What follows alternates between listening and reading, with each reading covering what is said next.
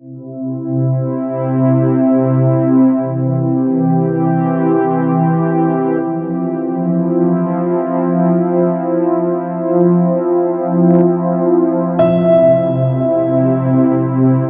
champions, what's up with you? Thank you so much for tuning back into my channel. It is hashtag Winners Vision and I am your personal auxiliary winner Panika, tuning up right back with another important video. I was eating bourbon, so let me keep it aside. Alright, तो मैं ये video में आपके साथ में वापस एक poem appreciation discuss करने वाला हूँ। हमने अंकिला मिदास किया, हमने हिरवगार झाड़ा सार का किया। अब बारी आती है सबसे इंपॉर्टेंट पोएम, वो है ऑक्शन। ऑक्शन पोएम मैं बोल रहा हूं आपको कि अगर आपने नहीं रिवाइज किया रहेगा तो प्लीज मेरे साथ में अभी के अभी टेक्स्ट बुक निकालिए, बुक को साथ में रखिए जिसमें आप नोट डाउन करने वाले हो सारे इंपॉर्टेंट पॉइंट्स, और पेंसिल स्केल से सारे हाइलाइटिंग पॉइंट्स को हाईलाइट करना और मेक श्योर करना कि जहां जहां पे मैं आपको पढ़ा रहा हूं जो जो वर्ड्स आपको ऐसे लग रहा है कि इंपॉर्टेंट है आप उसको नोट डाउन करने के साथ मार्क करना। एंड चलिए शुरू करते हैं, ये पोएम में है क्या, क्यों इंपॉर्टेंट है और 11 मार्क्स के लिए आपको क्या क्या पूछा जा सकता है इसमें से, उसके बारे में। ऑलराइट, सबसे पहला ऑक्शन का मतलब क्या होता है? ऑक्शन का मतलब होता है आरती। अभी हाल फिलहाल में रिपब्लिक डे होके गया है, 74th Republic Day, and I am so happy कि we have a strong soldiers right by all the borders जो हम लोग को सपोर्ट कर रहे हैं, जो हमारे लिए वहां पर खड़े हैं। And I am so much thankful, thank you to all the soldiers god. And auction का मतलब होता है आरती। चलिए देखते हैं इसमें क्या बोला है। प्रस्तुत कवितेची कवित्री इंदिरा संत। कौन है? इंदिरा संत। प्रस्तुत कवितेचे विषय, कविते का विषय क्या है? देशाचे प्राणपणाने रक्षण करणारा, सीमेवरील जवानाविषयी कृतज्ञता व्यक्त करणारी ही कविता आहे।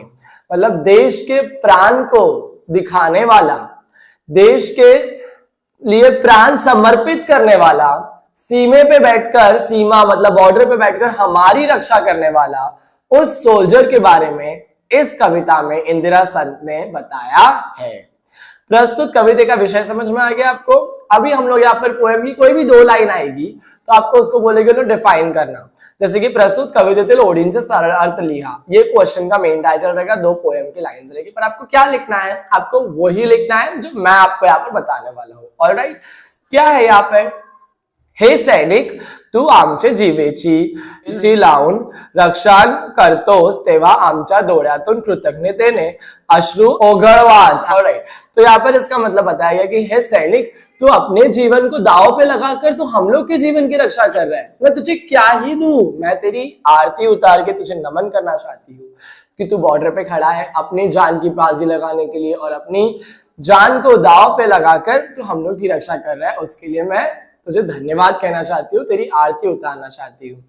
हे अश्रू म्हणजे असंख्य आंसुओंची ज्योति आहेत। ये जो आंख से मेरे आंसू गिर रहे हैं, ये हर इंसान जो मेरे जैसा एक आम आदमी है, जो तेरे ऊपर भरोसा रख के रात में सोने जाता है सुकून से कि उसके ऊपर कोई भी गोली बारूद नहीं होने वाला है, कोई भी उसके ऊपर आतंकी हमला नहीं होने वाला है, और वो हर तरफ से अपने आप को महफूज फील करने वाला है, उसकी सुरक्षा तेरे हाथ में लिखी हुई है, और तू वो बॉर्डर पे तैनात खड़ा हुआ है, ठंडी हो या गर्मी हो या जो भी मौसम हो या जैसे भी तकलीफें आ रही है, तू वहां पर हम लोग के लिए, हम लोग की रक्षा के लिए खड़ा है।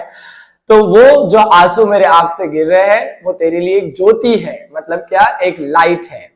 आम्ही दिनदुबड़ी जनता तुझे या अश्रूंचे ज्योतीने औक्षण करतो। मतलब हम लोग क्या, दिन दुबड़ी मतलब क्या, गरीब है, जैसे भी है, तेरे आगे हम लोग का सर झुकाते हैं और तेरी आरती उतारते हैं, क्योंकि तू अपनी जान की बाजी लगाकर वहां पर खड़ा हो चुका है। क्या आप जाओगे क्या अपनी जान की बाजी लगाकर बॉर्डर पे खड़े रहने के लिए? अगर आप जाओगे तो वेल गुड इनफ, बट वो बिना कुछ सोचे, अपने फैमिली वाले को नहीं सोचकर, अपने आगे के ड्रीम्स को नहीं परस्यू कर वो जा रहा है ऑक्शन पे, मतलब सोल्जर एक लड़ने के लिए जा रहा है।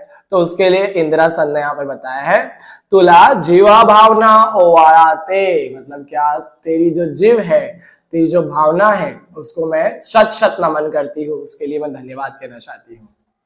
कवितेतून मिळणारे संदेश, कविता से क्या मैसेज मिल रहा है?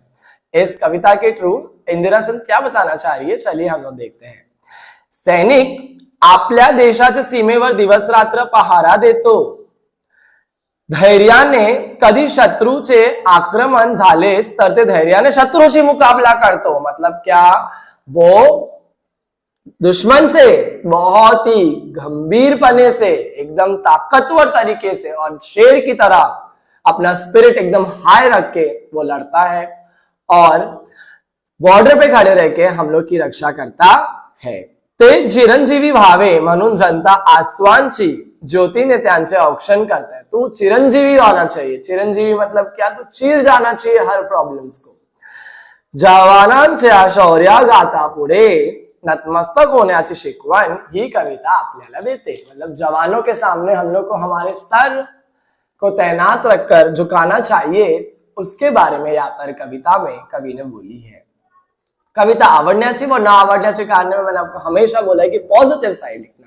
इंसान कितना भी नेगेटिव क्यों ना हो, कोई चीज आपको कितनी भी बॉदर क्यों नहीं कर रहे हो, आपको हमेशा याद रखना है कि आपको हर नेगेटिविटी में पॉजिटिविटी ढूंढना चाहिए। जितने आप पॉजिटिव रहोगे उतना ही आपकी लाइफ आपको प्लस प्लस देते रहेगी। ऑलराइट, देशाच्या सीमेवर जागरूकपणे पहारा देणाऱ्या व प्रसंगी जीवाची बाजी लावणाऱ्या सैनिकांविषयी कृतज्ञता व्यक्त करणारी ही कविता है। मतलब देश के लोगों के लिए जागरूकता फैलाने के लिए और देश के बॉर्डर पर किस तरीके से सैनिक खड़े रहते हैं और अपनी जान की बाजी लगाते हैं वो बताने के लिए पोएम लिखी गई है।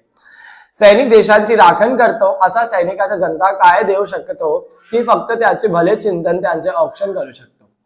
जो अपनी जान की बाजी लगाकर बॉर्डर पे खड़ा है, ऐसे महान इंसान को जनता क्या ही दे सकती है। तो जनता आरती उतार के ये बोलना चाहती है कि तू चिरंजीवी भावे, विजयी भव, मतलब तू जीत के ही आना चाहिए, दुश्मनों को हरा कर ही आना चाहिए, मुंह तोड़ जवाब देकर ही आना चाहिए। इस चीज की बात की गई है इस पोएम के अंदर। ती फक्त त्याचे भले चिंतन त्यांचे औक्षण करू शकतो, हा विचार माझ्या मनाला भिडला म्हणून मला ही कविता फार आवडली। ये विचार जो है मेरे दिमाग को छू गया, मेरे दिल को छू गया, इसके लिए मुझे ये कविता बहुत ही अच्छी लगी। प्रस्तुत कवितेतील शब्दांचे अर्थ। अभी यहाँ पर मैंने 4 शब्दों के अर्थ दिया हुआ है, बट आपको मैं बता दूं यहाँ पर 4 शब्द नहीं, ये पोएम के अंदर बहुत सारे वर्ड्स ऐसे हैं जिसकी समानार्थी आपको जानना बहुत जरूरी है, क्योंकि ये पोएम आपको 8 नहीं 11 मार्क्स के लिए आने वाली है। क्या पता आपको ये पोएम एप्रिसिएशन के फॉर्म में आ जाए तो 8 मार्क्स मिल जाएगा, और अगर पैसेज के फॉर्म में आता है तो डेफिनेटली 3 मार्क्स मिलेगा। 1 मार्क्स समानार्थी लिखने का और 2 मार्क्स आपको लिखने का क्या, कवितेतील ओळीचे सरल अर्थ लिहा। तो आप सरल अर्थ तो लिख सकते हो ना, प्रस्तावना लिखकर और बीच का कोई भी लाइंस को एक्सप्लेन कर तो 11 मार्क्स मिलेगा ना आपको। बट मैं आपको बता दूं कि ये 11 मार्क्स के पोएम एप्रिसिएशन, समानार्थी शब्द, ये सब आपको कहाँ से मिलेगा। यहाँ पे तो आपको स्क्रीनशॉट्स के थ्रू मिल रहा होगा, बट आपको मैंने यहाँ पर बता देना है कि यहाँ पर मैंने बहुत अच्छे तरीके से पोएम एप्रिसिएशन, समानार्थी, मराठी के जितने भी इंपॉर्टेंट क्वेश्चन है जो बोर्ड एग्जाम में आने वाले हैं, जो आ चुके हैं ऑलरेडी, मैंने वो सब कुछ एक साथ में क्लब करके मैंने ऑलरेडी एक फाइल बनाकर डिस्क्रिप्शन में डाउनलोड करने के लिए आपके लिए रख चुका है। आपको क्या करना है, वहां पर जाके डाउनलोड करना है चैंपियन बुक को।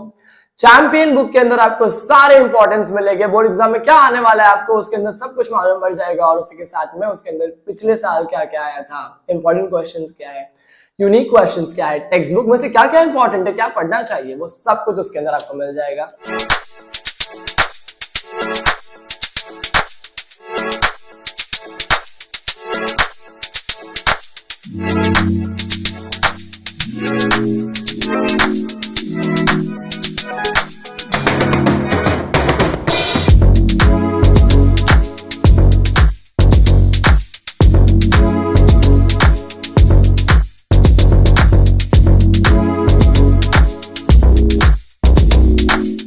आपको मेक श्योर करना है आप चैंपियंस बुक को डाउनलोड करते हो और अपने पढ़ाई में 4 चांद लगाते हो। ऑलराइट, आई लिटरली वांट, आपने 80% सोचा तो आपको 80 ही मिलना चाहिए, उससे ज्यादा मिलना चाहिए। समझ में आया कि नहीं आया?